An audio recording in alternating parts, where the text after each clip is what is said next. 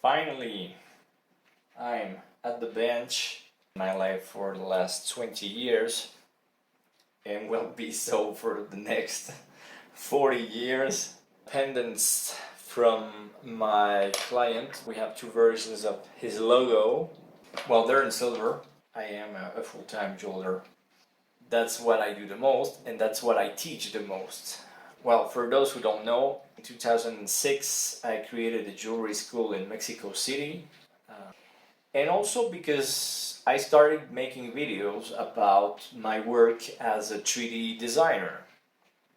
Old school traditional jewelry techniques for 16 years.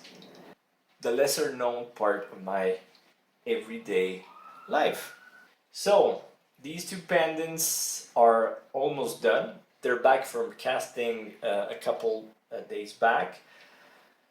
The casting I can't do here at home, and finally I'm filming what I'm doing.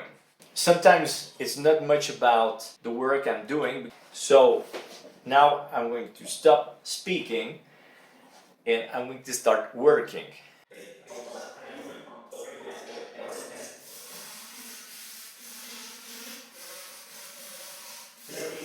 There are two different models.